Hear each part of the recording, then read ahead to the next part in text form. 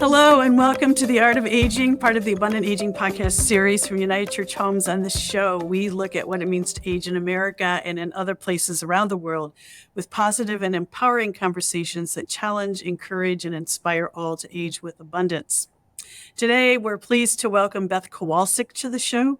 Beth is the Chief Executive Officer of the Ohio Association of Area Agencies on Aging, otherwise known as OAAA. Before that, she was the Chief Policy Officer for 11 years. And in her role as CEO, she now ensures that older Ohioans and the state's area agencies on aging have a voice with policymakers at the Ohio State House, in Congress, and with state and federal agencies. Previously to her work at OAAA, she worked at the Ohio Department of Job and Family Services in their advocacy work, and also the Ohio State Legal Services Association, working with underserved communities.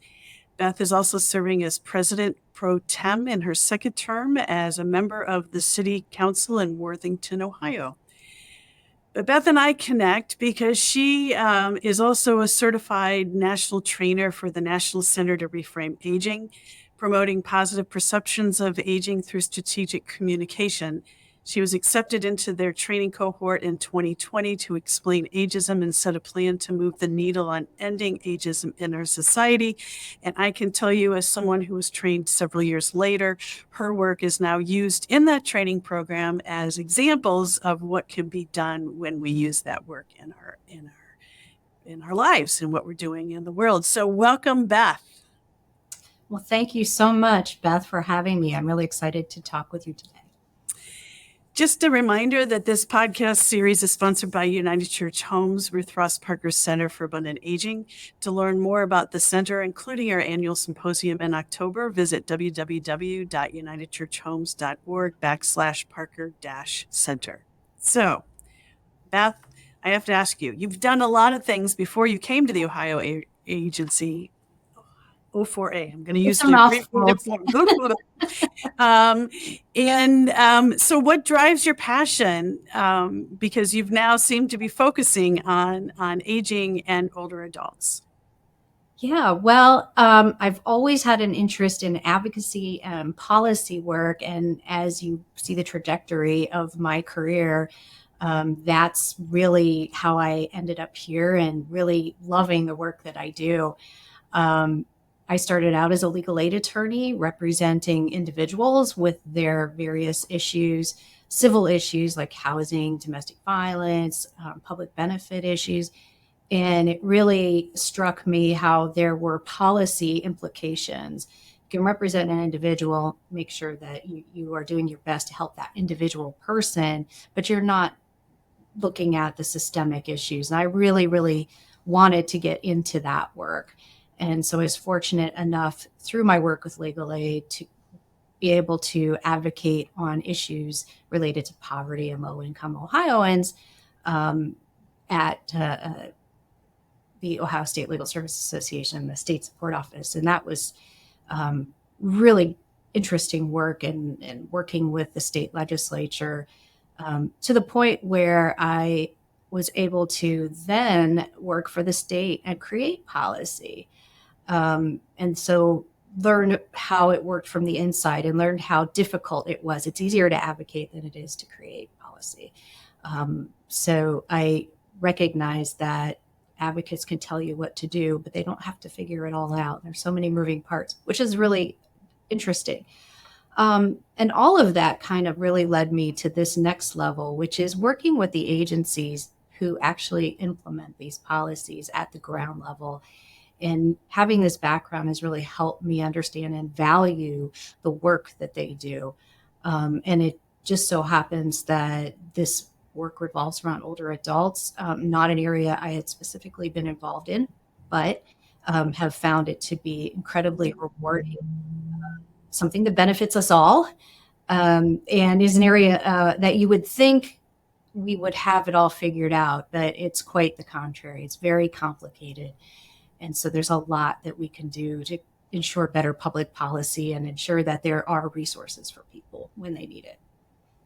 Well, and it strikes me that to make the assumption that you only started working with older adults when you came to O4A as the chief policy officer is probably false, that you were working with older adults when you were working with legal aid and perhaps also with children and family services. So it wasn't necessarily new to you 13 years ago or so when you joined the staff at O4A. Yeah, that's true. I mean, I wasn't focused on specific issues, but absolutely. And that's one of the really interesting things about this work is that it does cut across a lot of different areas. It's not just healthcare, it's housing, it's nutrition, it's walkability, it's the built environment, it's all sorts of things. And that really is something that I'm interested in. And there's so many ways we can have an impact. So yeah, thank you for pointing that out. Well, and that gave you some hands-on experience as well and some, frames of reference.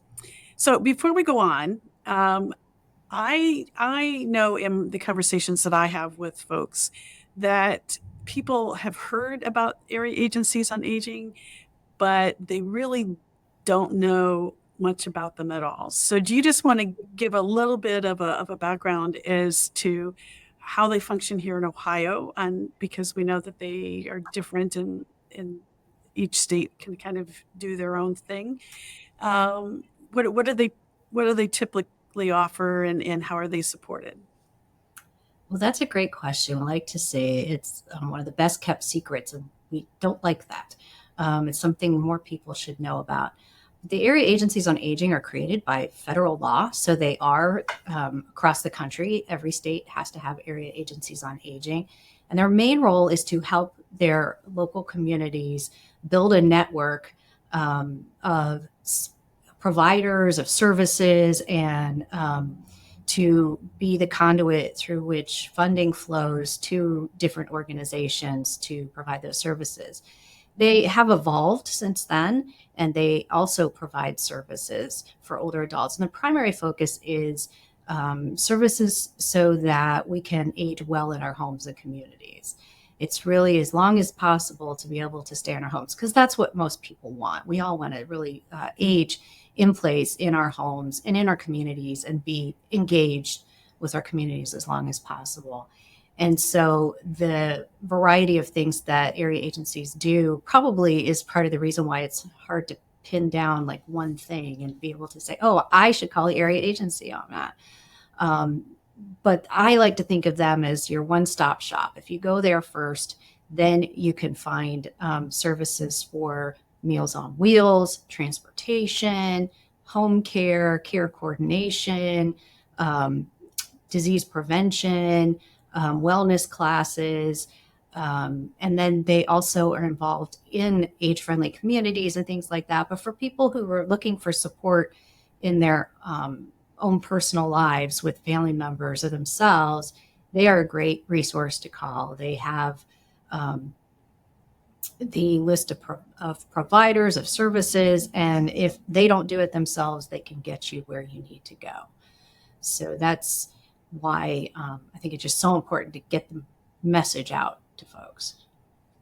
Yeah, I had a conversation recently with somebody who doesn't live in Ohio, but they do work for a pension, and they've done retirement planning their entire career. And I've gotten to know them, a little bit over the couple of years. And I just kind of said at the beginning of our call, how's it going? And he mentioned, well, my parents, and explained some things he's really struggling to figure out. And I said, well, have you called your area agency on aging to see if they could come in and help do some of that assessment and figure out the resources? And he just paused and he's like, what's that? So here's somebody who works with older adults professionally, and it did not occur to him. What do you think it is that helps people to pay attention to what the agencies can do? Yeah, I think the challenge is that people don't think about aging. They don't think about themselves aging, what their circumstances will be. They think about retirement, but they don't think about other things that they might need. And so that happens in a crisis situation, usually when you're trying to figure, you can't like for example, for a parent, you're trying to figure out how to help them, and you just simply can't do it on your own. And then you're looking for these resources. And so it's not top of mind for people.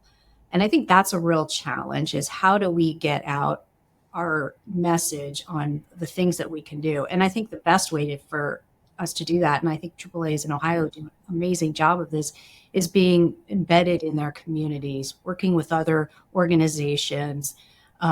So when there's a need for a referral, I mean, that's instantly that need comes up. I think we all of us in the network will see people like on social media go, I need help. And hopefully we're all directing them to that resource. But I think it's a challenge, because in our society, we're not really thinking about those sorts of things happening as we get older. So it's definitely a challenge. But I think as more of us are getting older, there's more realization of the type of services that are needed. And I think more and more people are going to recognize that we're out there. Well, and that there are things that the agencies offer that aren't even crisis related. Exactly. that we all could be using before we get to a crisis point, that would perhaps help us to live better lives, to improve the quality of our lives as well. Yeah.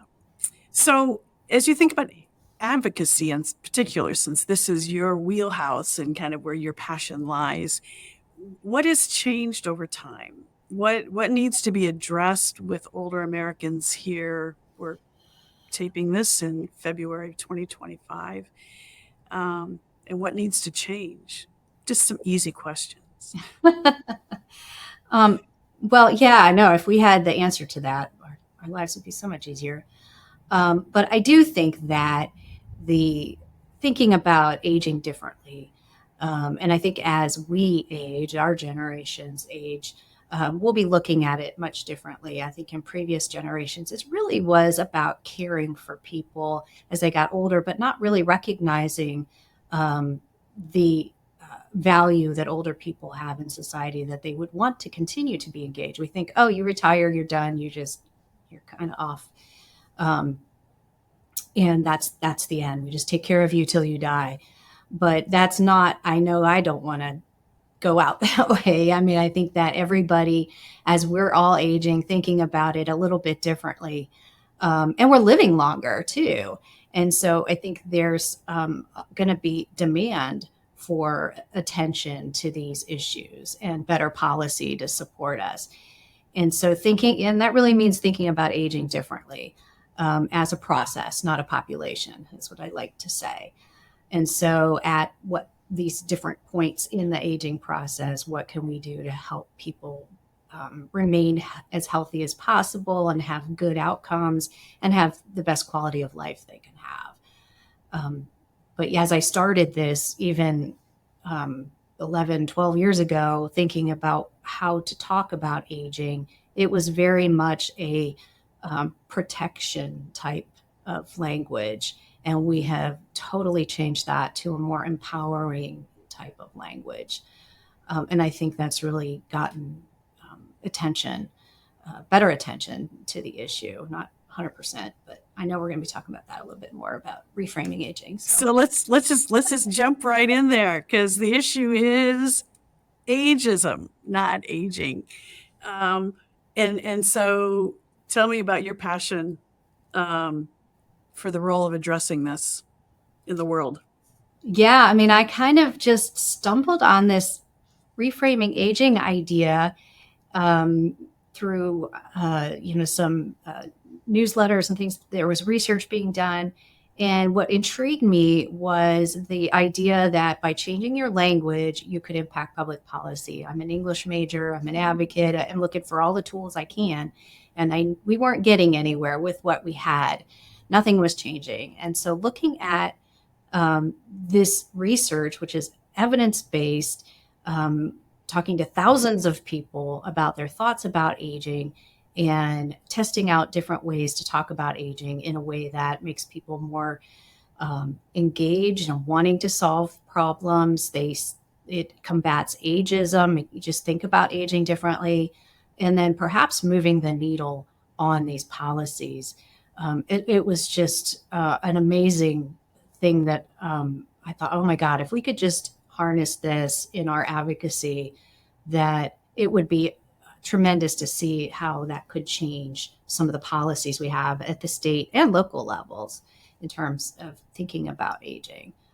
So you use this in Ohio. We have a biennial budget, and 2 years ago, you were very much involved in the wording of some of those policies. And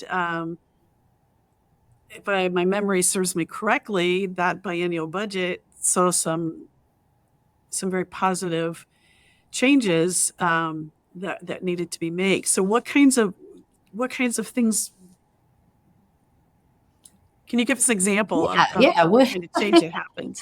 How do you use this to Yeah. policy and affect change? Yeah, absolutely.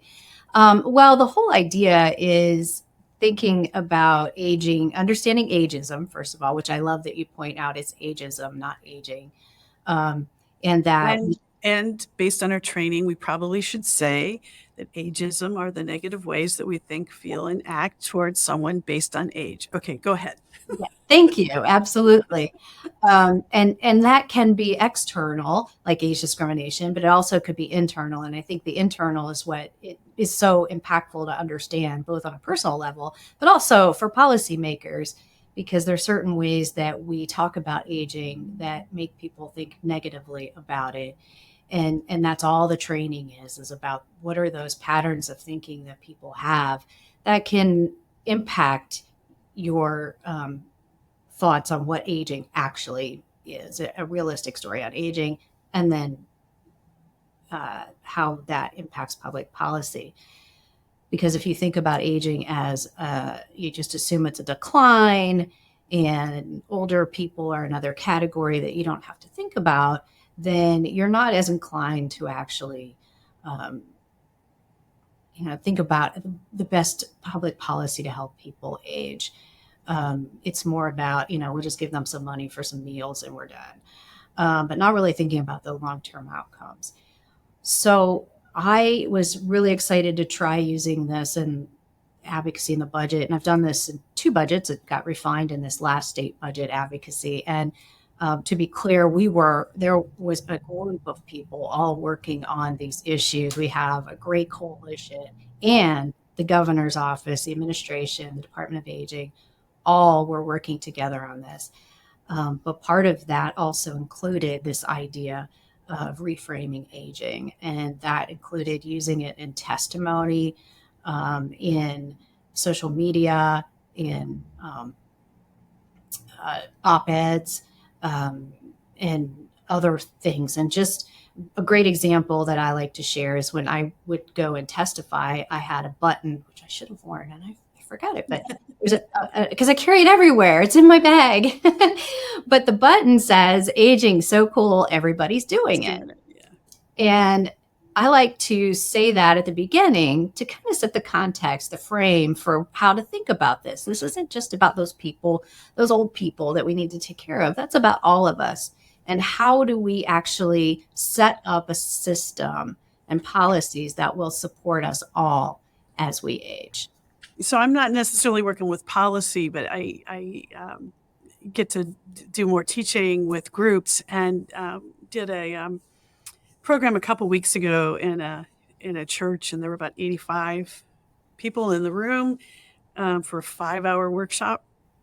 In the first hour, I address ageism, and we talk about it, and then we took a break, and this woman came up to me during the break, and she said, and I don't remember how old she is. In my mind, I just closer to 90 than she was 80. And she said, I have thought those things about myself. And it was like this light bulb went off in her head that she didn't have to believe all of those ageist things that she had been told throughout her life. And so it can happen like that, and it can happen also slowly and build over time as well. I love when we get that response. I had that response myself when I started doing this training. I was in my 50s and feeling pretty down about it. And then actually learning these things and recognizing those thoughts really changed my perspective. And so that actually helped me be a stronger advocate too. But yeah, every time I do those trainings, there's people that say, oh my gosh, I need to stop thinking this. Or, I need to talk to my mother who says these things. And she really needs to understand how important it is to feel more empowered and not feel so negative about it. So yeah, I agree. It's been a really great experience going through that training and having provided the training to so many different people in different areas. So we mentioned that you were in your second term serving on the City Council of Worthington. How have you taken this reframing into your role in Worthington? Well, this is really exciting. I love talking about this. That's why I brought it up. So it's really interesting because when I ran for city council back in 2017, I really felt like I needed to get more involved. There had only been 3 women on council, and so I would be the 4th. And I didn't really have a platform. But when I talk about what I did, that really resonated with people. So I knew a little bit about the age-friendly movement. And so I started talking about that. And that was really where I landed in terms of a platform and a way to frame why I would be a good addition to council. And from that, once I got into the reframing piece, really the ability to advocate that our community join that age-friendly network, that was like the goal of my first term. And we did it. Do you want to just briefly share what that network is? We can't assume that people know what that is. Yes. So, and it exemplifies reframing aging too, because it really is about a community adapting to its population as they age. But as they do that, it really makes it better for everyone. So if you think about a community that isn't adapting, that means you as an individual have to adapt. And that example I like to use is if you're expected to adapt to something, it's like if you go in a restaurant that's dimly lit, and as you get older, you have to wear your readers or shine your flashlight from your phone on your menu because it's not really age friendly. But they could adjust the lighting or have other ways to address that. So that would be more age friendly. In terms of a community, age friendly would be, how about a very simple thing is time to cross a crosswalk. And I had this exact conversation in a city council meeting when they were talking about a new crosswalk and how many seconds should we give them? And they said, oh, I forget what the actual median setting was, but it was like in the medium of this range. And I'm like, why don't we make it the longest time? Why not enable older people to have more time to cross the street, people with kids, people with dogs? I mean, why not just give more time? And it just was like this epiphany to people. It's like, oh, okay, sure, why not? And so, that's a way of looking at things through an age-friendly lens. And so that is a way to also then think about how you reframe aging. And so I now feel like I am the age-friendly expert on city council, but I think that people in the administration, people on council, and in the community all have a much better understanding of these issues now, and I think they appreciate it. I know our local newspaper, we have a monthly newspaper that comes out. They want to do an age-friendly article every month because they get such good responses from it. Yeah. So it's so much fun. We have an age-friendly plan that we're working through and looking at ways to help serve the community. And it's just another way to see impact at a local level that, I never thought I'd be able to do. So it's very exciting. I have never pulled out so many props in a podcast as this one. I have to tell you that after our symposium last October, 2 of the speakers couldn't fly out on Friday evening. They were spending the night. And so we took them to dinner. And so there was a group of about 6 of us at her restaurant in Worthington, Ohio. And we got out the menu, and this was our giveaway. This is a great little flashlight. Yes. And we all looked at each other and we're like, none of us brought our flashlights. And we had to get out our phone lights because it was so dim in that restaurant. We could not read the menu. So it just kind of occurred to me, oh, yeah, that was in Worthington. So there is always so much more work to be done. Absolutely. And why wouldn't you make it accessible to people who probably have the most disposable income in our population? Yeah. That's also like a form of age discrimination in thinking about who has the most value as a customer. There's just so much. We're just scratching the surface. Yeah. And then I also love the signs that you help to instigate. They're not billboards, but they're also not small signs, but they change. They have messages that change, and as a part of our training, those are lifted up as other examples of how Worthington, Ohio is helping to combat ageism and have these age positive messages, so that when people go up and down the street, they may not even be aware, but subliminally they're getting this message that old people are cool and everybody's doing it. And I don't remember what phrases you actually use, but yeah. Yeah, we're very excited about that. And the steering committee that we have for the Age Friendly Initiative really pushed that forward. We have older adults who are residents in the community, are the best advocates, and they really pushed for that. And it's was so exciting to see those signs. So I'm glad you mentioned it. It's like right in the middle of the street. There's 4 corners, and it's a heavily used intersection. So it's a perfect opportunity to spread the word. So what do you think are the next steps that we need to pay attention to in overcoming ageism, in your work, particularly with OAAA? Well, it's interesting. I think there's 2 layers. I think that the internalized layer for just individuals getting older is huge. I think we have not even come close. I mean, in everyday conversations I have to figure out how I'm going to explain to someone why what they said was ageist in a way that's non-threatening and educational. But then we also have a lot of organizations, and I've seen Reframing Aging, the National Center of Reframing Aging, do a really great job, but there's a lot of national and state organizations that work on these issues or provide services. And you would think that our network would be really good at this. And I think because we've been doing it so long, we're probably the worst. And it's harder to change how we think. So I think that it's like a top like organizational and then individual. I think there's still a lot of work we need to do. I mean, just go to the local drugstore and look at the birthday cards, and we'll see how far we've come. Yeah, actually, I about a year ago was going to do a presentation, and I wanted to take in some birthday cards. I wasn't willing to spend a lot of money. Went to the dollar store. I could not find a good ageist birthday card to take as an example. And I thought, okay, I think we're making some progress.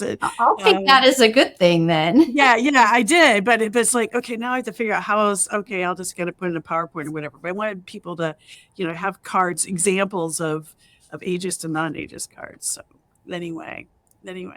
Well, Beth, it's always great to connect with you, and this will not be the last conversation that you and I have, and look forward to working with you on all these things going forward.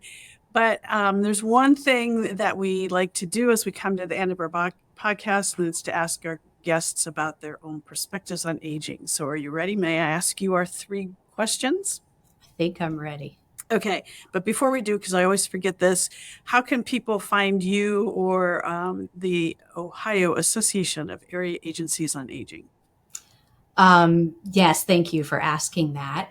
OhioAging.org is our website, and you can actually find, if you're in Ohio, there's a map with all of the regions that our 12 area agencies cover, so you can find the area agency that might serve your area.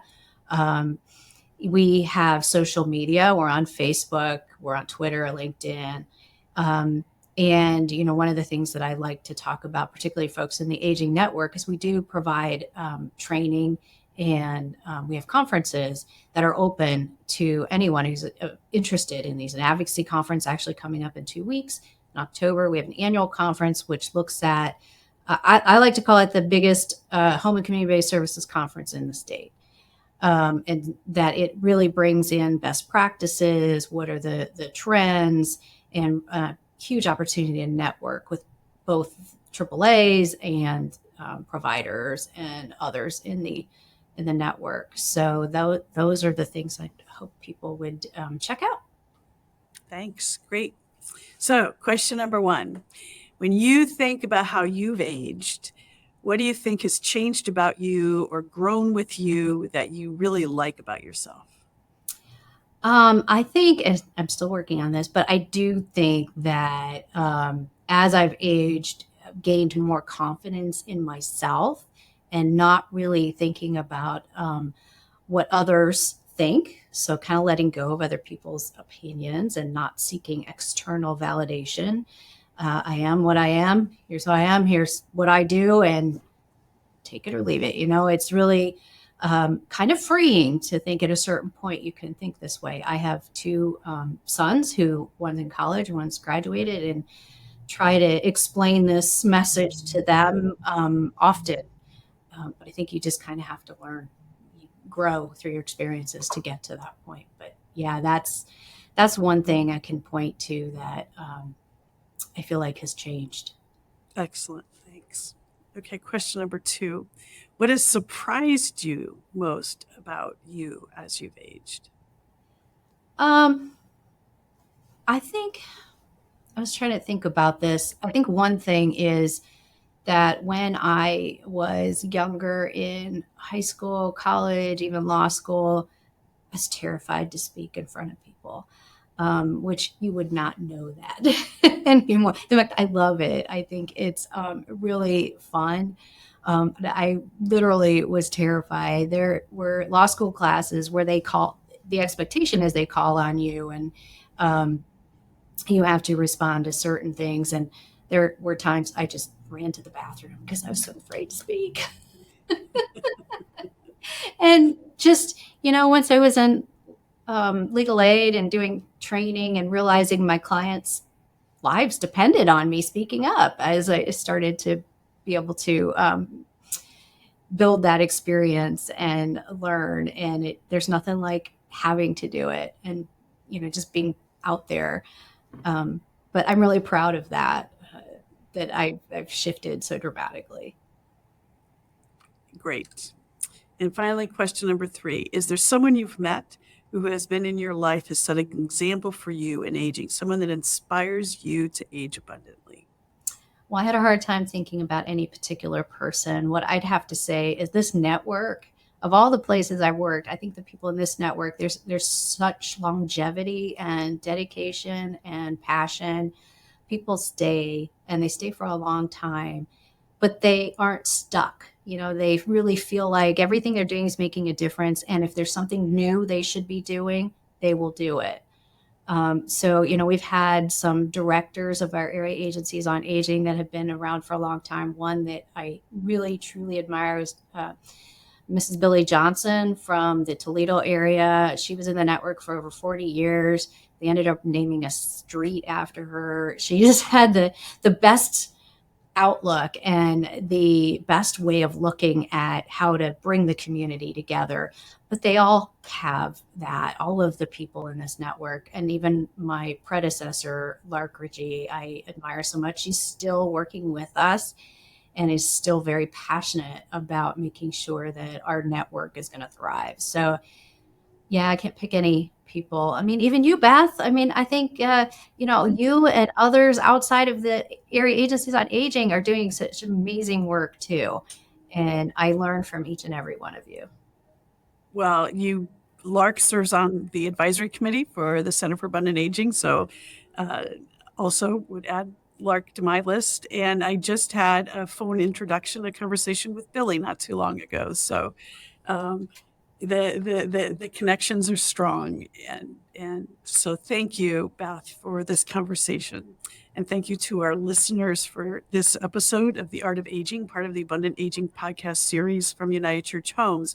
And we want to hear from you. What's changed about you as you've aged that you love? What surprised you the most? And how do you define abundant aging? And who is your abundant aging hero or the person who influences you to age abundantly? You can join us at www.abundantagingpodcast.com to share your ideas. You can also give us feedback when you visit the Ruth Frost Parker Center website at www.unitedchurchhomes.org/Parker-Center/. Thank you, Beth, once again for being with us today. Well, thank you so much for having me. It was a delight.